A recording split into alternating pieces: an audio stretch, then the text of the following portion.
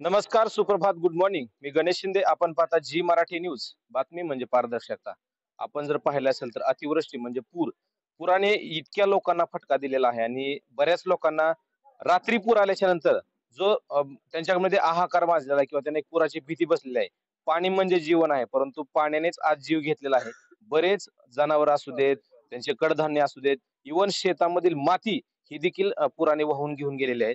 हा अतिवृष्टी आली आणि बऱ्याच लोकांचं संसार उद्ध्वस्त करून गेली. आपण जर पाहिलं असेल तर अशी सीना नदी आहे. सीना नदीच्याकडचे तांदळवाडी हे गाव आहे माढा तालुक्यातलं. या गावामध्ये आपण आलेलो आहोत. आपण शाळेवरती आलो आहोत. काही ग्रामस्थ आपल्या बरोबर आहेत. त्यांना विचारू की कशा प्रकारचे पूर आला होता, काय त्यांची परिस्थिती झाली, कशा प्रकारे यांनी मार्ग काढायचा प्रयत्न केलेला आहे. सर काय सांगता येईल तुमच्या गावामध्ये पूर आला आणि सर्व काही वाहून गेले. काय सांगता येईल कशी भयानक परिस्थिती होती? नमस्कार, मी अतुल गवळी. साधारणतः 21 सप्टेंबर आणि 22 सप्टेंबर रोजी माढा तालुक्यामध्ये जवळपास 172 मिलीमीटर पाऊस ना भूतो न भविष्यती पडला आणि चांदणी, खासापुरी आणि सीना कोळेगाव भागातून प्रचंड मोठ्या प्रमाणावर ज्या सीना नदीची कॅपॅसिटी 40,000 क्युसेस पाण्याची असताना तब्बल त्या नदीतून 2,12,000 क्युसेस पाणी सोडल्यामुळे सीना नदीकाठील जी गाव आहे ती त्या गावामध्ये प्रचंड प्रमाणावर महापूर आला. कित्येकांचे संसार त्यांना जीव वाचवायचा होता. कित्येकांचे संसार त्या महापुराच्या पाण्याबरोबर वाहून गेले. कित्येक लहान मुलांची स्वप्न, त्यांची दप्तर, शाळा, पुस्तकं, वह्या त्या महापुराबरोबर वाहून गेल्या. पण लोकांना आपला जीव वाचवणं हे अत्यंत गरजेचं होतं आणि यामध्ये प्रशासनाने आम्हाला अलर्ट केलं आणि सगळ्यात भयान परिस्थिती अशी होती की संध्याकाळी साधारणतः 11:30च्या पुढी गावामध्ये पाणी शिरल्यामुळे अनेकांना आपले संसारोपयोगी वस्तू जागेवरच ठेवून त्यांना आपला जीव वाचवण्यासाठी सुखरूप स्थळावर यावं लागलं. आणि आजपर्यंतच्या इतिहासामध्ये जवळपास गावातील एक 80-90 वर्षाचे एक बुजुर्ग आहेत. त्यांना विचारलं तरी ते सांगतात की आजपर्यंतच्या इतिहासामध्ये हा प्रचंड पहिल्या मोठ्या प्रमाणावर एवढा मोठा महापूर या तांदुळवाडी गावामध्ये आलेला आहे. आणि या महापुरामुळं प्रचंड शेतकऱ्यांचं न भूतो न भविष्यती असं नुकसान झालेलं आहे. जवळपास 5 वर्ष हा शेतकरी ह्या भागात सीना नदीकाठील पाठीमागे गेलेला आहे. कारण नुसती पिकच वाहून गेलेली नाही तर पिकाबरोबर माती सुद्धा वाहून गेलेली आहे. आणि एक मातीचा लेअर बनण्यासाठी जवळपास एक 100 ते 150 वर्षे लागतात. आणि अशा पद्धतीनं सीना नदी काठच्या जे तांदुळवाडी गाव आहे किंवा इतर 16 गाव आहेत याचं प्रचंड प्रमाणावर नुकसान झालेलं आहे. तर आमची एवढीच विनंती आहे शासनाला की शासनाने फक्त तात्पुरती मलमपट्टी न करता शेतकऱ्यांना आज भरीव हाताने सरळ हाताने मदत करण्याची गरज आहे असं मी या ठिकाणी मला वाटतं. आतापर्यंत बरेच दिवस उलटून गेले, परंतु शासनाकडून काय मदत मिळाली का? किंवा काय अपेक्षा आहे तुमच्या? आता तर तुम्ही म्हणाला, की तुमच्या शेतामधील माती देखील वाहून गेलेली आहे बरोबर. आणि पीक तर घरातील कडधान्य असू देत, डाळी असू देत किंवा तुमचे गहू, तांदूळ सगळं वाहून गेलेलं आहे.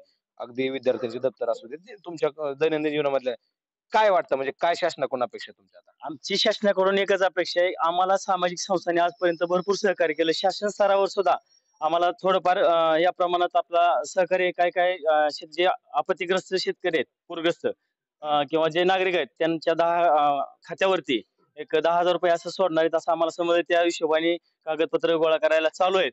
परंतु ही मदत ही प्रचंड मोठ्या प्रमाणावर मदतीची सध्या गरज आहे. कारण गेल्या 8 दिवसापासून ग्रामस्थांच्या हाताला काम नाही. हातावर पोट असणाऱ्या लोकांची भयान बिकट कंडिशन आहे. तर आम्हाला एक भरीव मदतीची खूप गरज आहे. कारण आता हेक्टरी ज्या पद्धतीनं पंजाबमध्ये एकरी 50,000 रुपयाची मदत केलेली आहे, त्या पद्धतीनं आम्हाला एकरी 50,000 रुपयाची मदत करावी. आणि जनावर जे वाहून गेलेले आहेत त्यांना एका जनावरामागं कमीत कमी 70,000 रुपये त्याची त्या मदतीची अपेक्षा आहे. आणि एक पीक विमा जो आहे किंवा पिकाचं नुकसान भरपाई जो 2019 चा जो राज्याचे आदरणीय मुख्यमंत्री देवेंद्र फडणवीस यांनी 19 ऑगस्ट 2019 ला जो जी आर काढला होता त्या जी आरच्या धर्तीवरच आम्हाला ही या वर्षीची अतिवृष्टीची मदत मिळाली पाहिजे अशी आमची अपेक्षा आहे. आपण जर पाहिलं असेल तर ती भयानक रात्र, ज्या रात्री ह्यांच्या गावामध्ये पूर आला. आपण जर पाहिलं असेल की हे यंग ब्रिगेड आहे, यांचं तर ठीक आहे कुठेतरी ऍडजस्ट करू शकले असेल. परंतु जे लहान मुलं आहेत, जे आजारी पर्सन आहेत, ज्या वृद्ध म्हणजे बुजुर्ग लोक आहेत, यांची काय अवस्था झाली असेल? त्यांनी कशा प्रकारे ह्याच्यामधून मार्ग काढला असेल?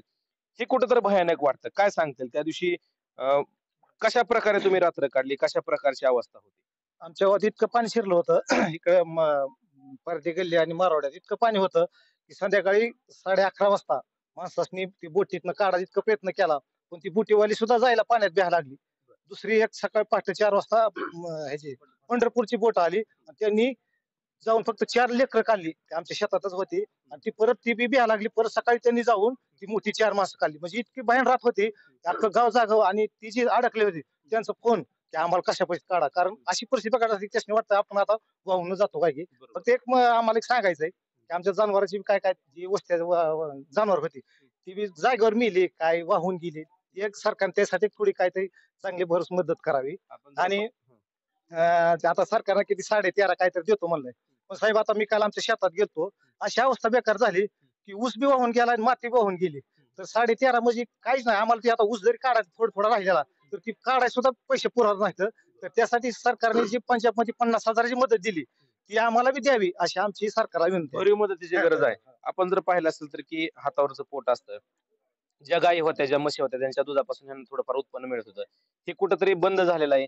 आता एक गृहस्थ म्हणले की 8 दिवस झालं कोणत्या प्रकारचं हाताला काम नाही. जर असं फिरलं किंवा 8 दिवसानंतर काय खायचं हा प्रश्न यांच्या पुढे आहे आणि भयानक अवस्था आहे. तांदवाडी हे गाव आहे माढा तालुक्यातलं.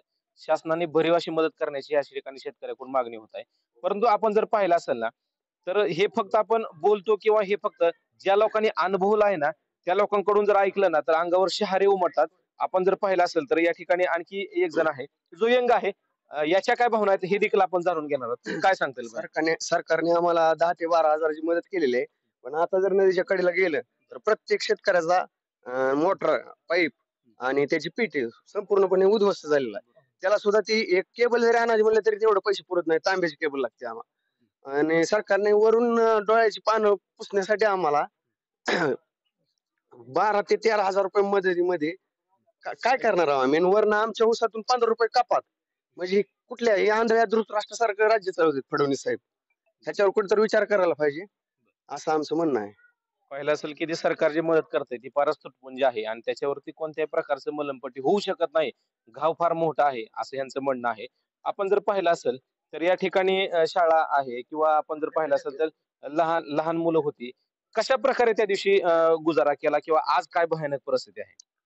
आमच्या इथं फार मोठ्या प्रमाणात पूर आला. ह्याच्या अगोदर एवढ्या मोठ्या प्रमाणात पुराचं पाणी आमच्या घरात शिरलेलं नव्हतं. आमच्या घरात असे ह्या प्रकारची कंडिशन झाली. ह्या लेवलला आमचं घर बुजून गेलं पूर्णपणे. त्यामुळे आमच्या घरातील जेवढ्या वस्तू असलेल्या संसार उपयोगी असलेल्या धंद्याच्या वस्तू असलेल्या त्यांचं पूर्णपणे नुकसान झालेलं आहे. त्याचबरोबर आमची मुलं आम्ही शेतीवर पुढे शिकवतोय की हा भाग आमचा सदन भाग आहे आणि ज्या शेतीवर आम्ही आमची मुलं इंजिनिअरिंग किंवा कुठल्याही कोर्सला आम्ही टाकलेली आणि शेतीचं उत्पन्न आम्हाला थोड्या प्रमाणात येऊ शकत नाही. त्यामुळे आमच्या मुलाच्या शिक्षणाची अवस्था तर पुढे फी भरण्याची अवस्था बिकट झालेली आहे. ह्याचा शासनानं थोडा विचार करावा. आमच्या मुलाच्या शिक्षणासाठी फीसाठी त्यांनी यामध्ये थोडी तरतूद करावी अशी माझी इच्छा आहे. पाहिलं असेल की या ठिकाणी हे ग्रस्त आहेत यांचे मुलं शिकतायत.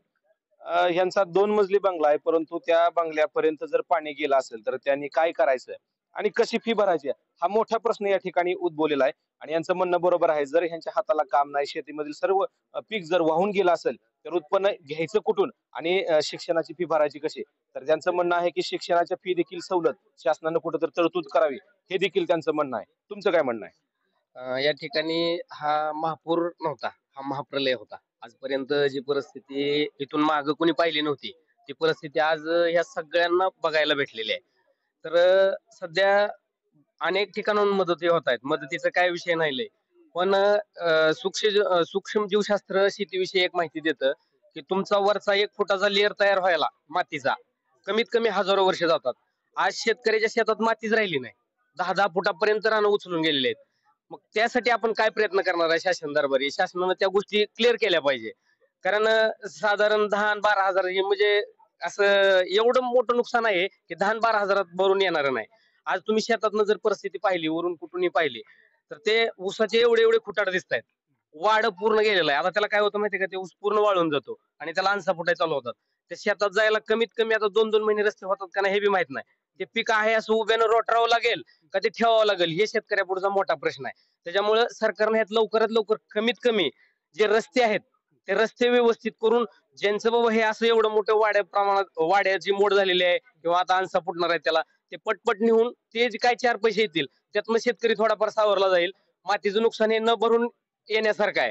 त्याच्यामुळे शासनानं लवकरात लवकर फक्त रस्ते बांधणे जे अडचणीचे रस्ते आहेत ते रस्ते केल्यानंतरच हे ऊस बाजूला निघणार आहेत.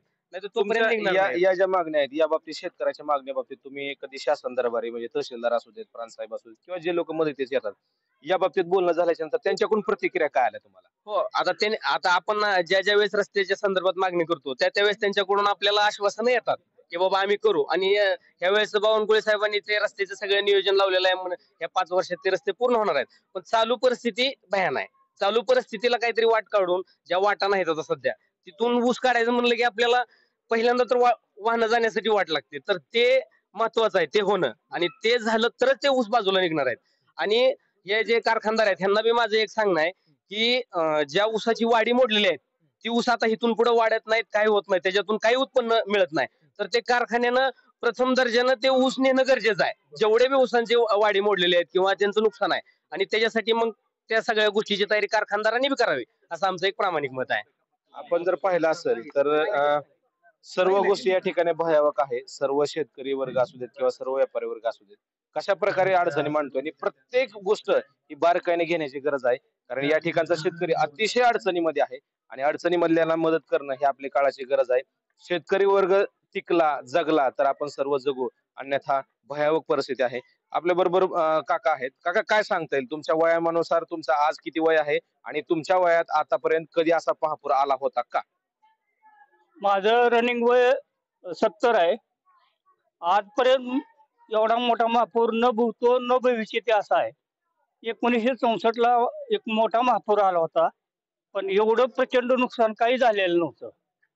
पण आताच्या परिस्थितीत आता जी इथले शेतकरी सांगतात की अक्षरशः जमिनी खरडून गेल्यात, काय राहिलं नाही. म्हणजे 10 वर्ष कमीत कमी शेतकरी अक्षरशः ही होणार नाही, उपजारी येणार नाही हो, अशी भयानक परिस्थिती आहे. शासनानं ही काय केलं शब्दात पाहिजे? शासन काय करणार आहे? शासन नुसतं बोल घेवढं आहे फक्त. कुठलंही शासन आलं तर हीच परिस्थिती असते. तुम्ही या ठिकाणी भोगला आहे, तुम्हाला ती रात्र आठवते किंवा ते काळ आठवतात आजपर्यंत म्हणजे आता 8-10 दिवस झाले आहेत, परंतु कोणत्या प्रकारचं तुमच्याकडे स्टँड मिळालेलं नाही किंवा तुम्हाला कोणत्या प्रकारचा पुढचा मार्ग मिळत नाही, या बाबतीत तुमचं काय म्हणणं आहे? नाही नाही नाही, सरकारचं धोरणच सगळं चुकीचं आहे ना शेतीच्या बाबतीत. त्याच्यामुळे काय मार्ग सापडत नाही शेतकऱ्याला, अजिबात मार्ग सापडत नाही. कारण कसं होतंय, आपण करायला जातो एक पीक आणि त्याला निसर्ग, त्याची परिस्थिती, ती भाव, त्याचा कुठलाच ताळमेळ शेतकऱ्याला. वर्षानुवर्ष तो शेतकरी कर्ज बाजारी आहे, प्रश्न सुटत नाहीत, अनेक समस्या आहेत. म्हणजे कर्ज देखील तुमचं माफ व्हावं ही कुठेतरी हो. अपेक्षा आहे, कारण कर्ज भरण्याची परिस्थिती आता राहिली नाही, बरोबर का? अजिबात राहिलेली नाही कर्ज भरण्याची परिस्थिती.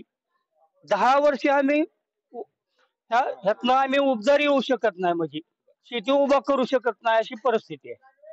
आपण जर पाहिलं असेल तर एकंदरीत बरेच प्रश्न आहेत आणि प्रश्नात तुम्हाला माहिती असेल की या ठिकाणी शेतकऱ्याची कर्जमाफी झाली पाहिजे, हा देखील प्रश्न या ठिकाणी ऐरणीवरती आलेला आहे. आपण जर पाहिलं तर आता हे सगळं तर झालेलं आहे, बरोबर का? नुकसान झालेलं आहे, यावरती पूर आलेला आहे, पण यावरती सावरायचं काय, तुमच्याकडे संकटावरती काय मात करण्याचं कसं प्लॅनिंग केलंय तुम्ही पुढचं? नाही नाही, टप्प्याटप्प्यानं तशी शेती डेव्हलपमेंट करावं लागल, त्याच्यापेक्षा दुसरा काहीच मार्ग नाही. पण आज परिस्थिती आहे की 1 रुपया खिशात नाही शेतकऱ्याच्या. पाईप वाहून गेले, मोटरे वाहून गेले, एमएससीबी ठीक आहे, डीपी उभा करेल, पोल उभा करेल, पण बाकीचं कुठनं आणायचं साहित्य? काहीच मदत नाही ना, आर्थिक मदत शासनाची अजून तर काही नाही, नुसतं फक्त फॉर्म भरा, नुकसान भरपाईचं एवढं सगळं चालू आहे परिस्थिती. मार्ग कसा काढणार, सावरणार कसं, हा मोठा प्रश्नच आहे. कसं काढणार, काय वाटतं तुम्हाला? जे सरकार आता जेवढी मदत देते एवढी मदत काहीच कशालाच उपयोगी पडणार नाही. कारण एवढं नुकसान झालं शेतीचं की किती जरी मदत म्हणजे असं 10-20 हजार काहीच होणार नाही. भरीव मदतीची गरज आहे शेतकऱ्याला, कर्जमाफी ही झाली पाहिजे. आपण जर पाहिलं असेल तर सावरायचं कसं हा प्रश्न मोठा आहे आणि त्याचं निरंतरच आहे, कारण हे आणखी त्या सदम्यातून बाहेर पडलेले नाहीत. आपण जर पाहिलं असेल तर माढा तालुक्यात तांदवाडी गावात होतो आपण आणि या ठिकाणी सर्व शेतकरी आहेत. बरेच प्रश्न आहेत, प्रत्येकाचे प्रश्न वेगळे आहेत, परंतु यामधून मार्ग कसा काढायचा हा निरंतरित प्रश्न आहे आणि प्रत्येकाच्या मागण्या छोट्या छोट्या आहेत, परंतु त्या मागण्या पूर्ण करणं शासनाच्या दरबारी गरजेचं आहे. शासनानं कुठेतरी कानाडोळा नाही करायला पाहिजे, कारण आज सध्या शेतकरी वर्ग असू देत किंवा ह्या ठिकाणचा तांदूळवाडीचा वर्ग अतिशय भयानक अवस्थेत आहे. कोणी कर्जमाफीची मागणी करते, कोण शेताची मागणी करते, कोण पीक कर्जाची असू देत, कोणी शाळेच्या फीची मागणी करतंय. या सर्व मागण्या शासनानं खरंच गरजेचं आहे यांच्या पूर्ण करायला पाहिजे. कुठंतरी यांना उभारी मिळेल, नाहीतरी शेतकरी खचून जाईल हे मात्र नक्की. कॅमेरामॅन समी गणेश शिंदे, जी मराठी न्यूज, तांदळवाडी, माढा.